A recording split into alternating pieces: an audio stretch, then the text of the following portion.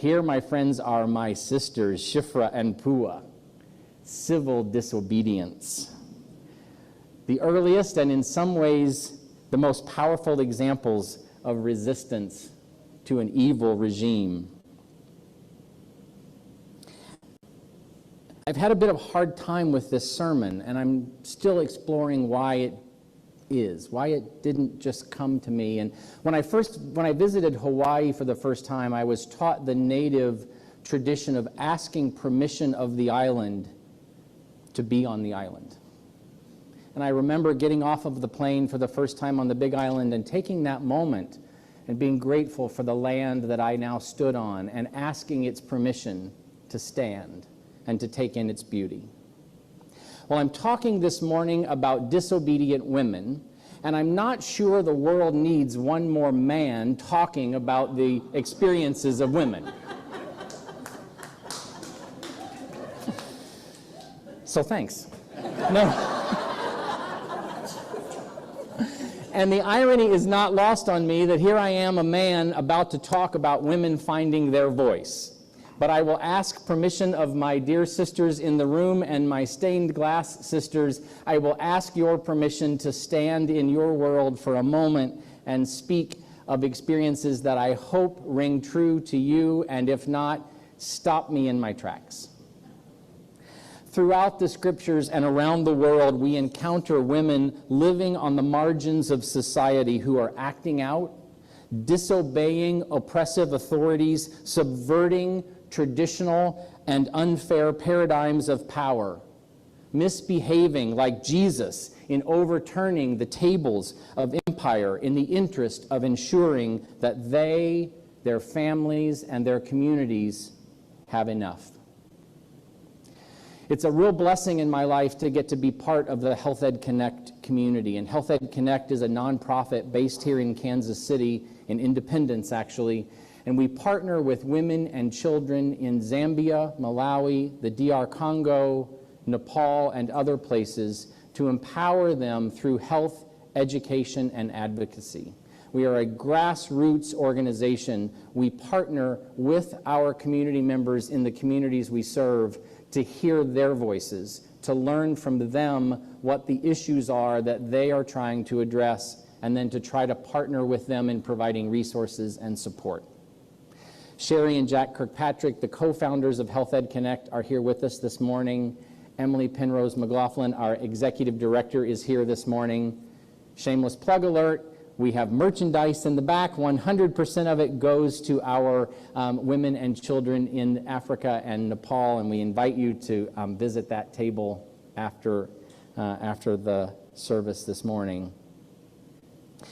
On my first and only trip into Africa with Health Ed Connect, I've been twice, but we left our first town of Mapalo, where we have a school, and traveled. I thought it was like a 4-hour drive. I think it's an hour to Zamtan. In my mind, I had turned it, I'm like Meryl Streep and Out of Africa, traveling across the plains. But we get to Zamtan with our dear friend Cherry, and as we get out of our little vehicle, we walk into the school in Zamtan, and there are all of our students in their bubblegum pink uniforms, which are just the dearest things that you'll ever see.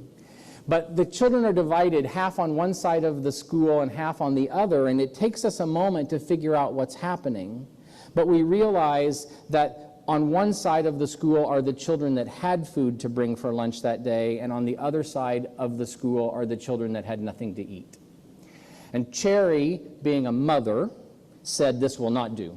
Her DNA said, "This will not do. I won't stand for this." And so she turned to us and she said, "Quick, give me anything that you have in your suitcases that is food." Well, the mandate to feed the poor becomes very different when it's a room mother asking you for your power bars and your almonds. But we all scrambled and we found food in our luggage, all of us, and by the end of that treasure hunt, all of the children had lunch.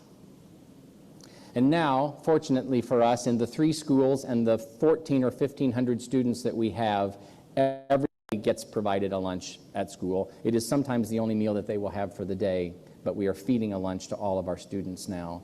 And we're following Cherry's lead, Cherry's mother's gut. This will not do. And I was talking with Sherry as I was preparing my thoughts this morning, and I asked her, when did you go to Africa for the first time? And Sherry said it was 1988. She went to Zambia and the DR Congo, and I would imagine the DR Congo was dicey then as it is now, not easy to get in and out of. And this is what Sherry said to me about her first trip to Africa. Africa is home. These people are my family. They love me and I love them. I've cried with them when their kids died. I've rejoiced with them in their triumphs. These are the people I want to be with, and the people I belong to and who belong to me. With them, I am home. And in that overly romantic way, I felt a similar experience when I made my first trip to Africa, flying into Cape Town, seeing for the first time Table Mountain and Lion's Head. Or when I first was able to go to Zambia, that high plateau of Zambia, and stand underneath that rich indigo and turquoise sky of Africa.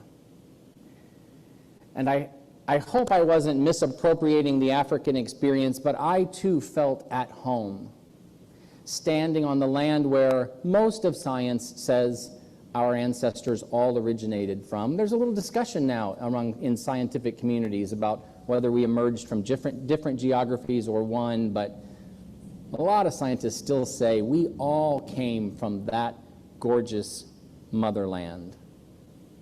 Or on my next trip, standing in Regina Mundi, the People's Church in the apartheid township of Soweto, where Nelson Mandela had preached so many sermons, and standing amongst the African women ululating that beautiful high-pitched sound of joy and sometimes sound of sorrow that comes from them. And again, I felt like I was at home. I remember in one of our experiences in one of our villages, we were doing a training, and there was one nurse, one community health worker that we were looking for, and people kept saying, "Where's Maureen?" We don't want to get started without Maureen. And somebody else, one of the other women who is one of our health workers, said, "Maureen has not found food for her family today yet. So Maureen can't come to this training until she first finds food for her family." When I was talking with Sherry, she shared with me a couple of stories of some of our really powerful, impressive women in Zambia and elsewhere that we work with. She told me about Irene, one of the very first health workers that Sherry met. And Irene was not a leader at first, but Irene came into her own when her clients started responding to the treatments that she was offering to them. Irene apparently learned English by listening to Sherry's lessons and listening to the translation of them. Did Irene probably speak Zulu or Chibemba? Irene would have spoken Chibemba, and by knowing what the Chibemba words were and hearing what they call Sherry Mama Sherry, hearing Mama Sherry teach these lessons, Irene taught herself English by putting the words together.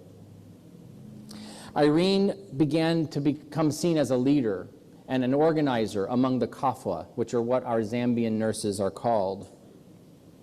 And Irene wanted to start nursing, and so she got her GED and began studying.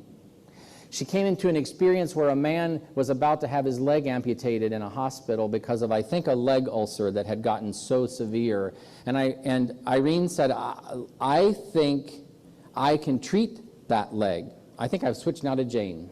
I've switched to Jane, but one of our other community health workers identified this problem and said, let me treat that leg. I have these treatments that I've learned from my instructors. Don't amputate that leg, let me try to treat it. And Jane saved the man's leg. And the doctors, because of what Jane was doing with this evidence-based treatment that she had, the doctors said, please come teach us what it is you're doing. And so Jane became the teacher and went to the hospital to teach the nurses and the doctors what it was that she was doing to treat this leg ulcer. And of course, Jane, being Jane, would take her friends with her and clean the hospital first, and then teach the doctors and the nurses the treatments. These two incredible women, Irene and Jane. Irene has been a volunteer for 25 years with Health Ed Connect, and through the empowerment of information and education, she has completely come into her own. Irene's daughter, Albertina, is now studying nursing. And following in her mother's footsteps, Irene is a trumpet, a whistleblower. Anything that is being done that is not in the best interests of the children, Irene calls it out and says, this is not right. We must take care of the children. And as a result, the government has even identified Irene as a leader and has invited her as an official leader of the government now to attend trainings. By finding her voice and claiming her voice, Irene is expanding her circles of influence as she grows more and more, coming into her own. Jane, who treated the leg ulcer, she and her three siblings were orphaned when they were very young. And Jane had a very difficult time after that because she was placed in a home where she was expected to be the servant to the people that were hosting her. Jane became pregnant, and the host family kicked her out. And so she had to find her way on her own. She moved to the town of Luapula, the village of Luapula, where Health Ed Connect now is active. She got her GED, like Irene, completing her high school education, and she too was chosen as a supervisor.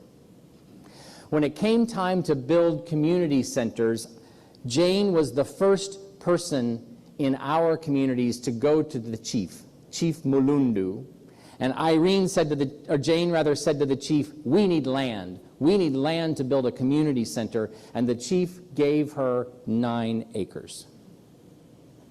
She and her sisters and their supporters created a flat, smooth space sufficient for 2 soccer fields and gardens. They removed trees and stumps and roots. They used the wood to burn to make charcoal. They cleared the space for their community. Now, if in the U.S. we were building a community center, we'd have a yoga room, and we would have a pet relief area, and we would have a coffee bar, I'm sure, that had 8 kinds of milk that had never touched the body of an animal. And all those things are lovely things to have, but that's not what it takes to build community. What community is built on is the work of strong women on the margins like Jane and Irene saying, this will not do. Jane is now one of the trainer of trainers in our Health Ed Connect programs in Luapula. When the chief passed away, she was our official representative to his funeral. Jane, too, has come into her own, finding her voice through purpose and everyday service. While these women are overcoming Herculean obstacles, they're doing it. They're accomplishing miracles with nothing more than everyday acts of health and care and love. Give us our daily bread, says the prayer that we will say together in a bit. Not give us our gluttonous fill. Not lead us to the holy banquet of all you can eat, but provide us with our daily manna, 1 bite, 1 sip in this holy, humble meal, reminding ourselves of the sacramental awareness of having enough. Something in me has ignited a love of all things Hispanic and Latin. I love spending time in Mexico. I love spending time in Colombia. In the same way that I have loved going to Cape Town in Africa. And I think in part my time in Medellin and my time in Cape Town have been similar because Medellin is just emerging from this horrible past of Pablo Escobar and what the drug trade did in Medellin. And Cape Town is emerging from this recent past of apartheid, a government based on hate. And these 2 cities are leaving behind themselves the structures and the paradigms of hate and oppression, and they are embracing creativity and industriousness and health.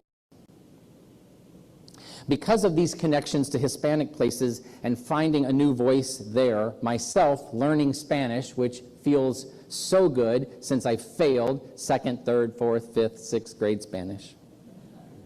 But finding that new voice really made a certain book resonate with me, and it's a book by a theologian named Kat Armas, and the book is called Abuelita Faith, and it speaks to me in profound ways. What the tagline of her book is, what women on the margin teach us about wisdom, persistence, and strength. She mixes Spanish and English words in talking about her Cuban grandmother, her abuelita, and many other strong women, mujeres fuertes. One chapter is entitled Resolviendo en la lucha, solving in the struggle. And in this chapter, Armas talks about the story of Mala, Noah, Hagla, Milcah, and Tirzah, women who appear in the Hebrew Testament, though they are in the scriptures largely only known as the daughters of Zelophehad. Well, they are not nameless or forgotten, and so Kat Armas refers to them by name again and again in telling their story of struggling against a sexist social paradigm in the book of Numbers. We read in Numbers that God told Moses to use the census to distribute land among the families of the second generation according to paternal tribal affiliation, and so only men could inherit. This instruction that came from God. Because their father had died and they were without husbands, these women were also without men in their lives and thus not entitled to inherit property. And after they're cut out of this unfair system early in the book of Numbers, they kind of go away for a while, and then they come back in Numbers 27, and that we are told they come forward. And they place their bodies between Moses, the priests, and the entire community. They essentially block the door with their bodies. And after assuming this assertive position, the sisters say to Moses, "Give us property among our father's brothers." They don't ask. They state, they demand, and they do it in front of the community. It's such a powerful example for me of women putting themselves in interstitial spaces in a patriarchal world. They use their bodies and their voices as levers and wedges to pry open the cracks of unjust structures. These sisters are so daring in their demand that they question not only Moses' actions, but they direct a question to God, God's self, that the land should not be apportioned only to men. Moses brings the case before God, and God answers, "Zelophehad's daughters are right in what they are saying. By all means, give them property as an inheritance among their father's brothers. Hand over their father's inheritance to them." God changes the law, and God changes God's mind because of these women. Kat Armas says this, "When those who are marginalized through systems that keep them down speak up for themselves, God listens. Because Mala, Noah, Hagla, Milcah, and Tirzah found their voices, God changed. God changed because women resisted, persisted, and advocated." Armas says this as well. For Abuela, and many like her, resolviendo has always been and will always be a way of life. Many Latin scholars highlight this notion of daily survival as something that happens in lo cotidiano, the everyday. The choices the poor and the marginalized make every day to find food and housing, lo cotidiano. It's also where we can find new, just ways of living, imagining a better world, fairer systems, a new reality. Creative and subversive ways to question and resist oppression. This is the space where God is most present, where God finds God's self in the details.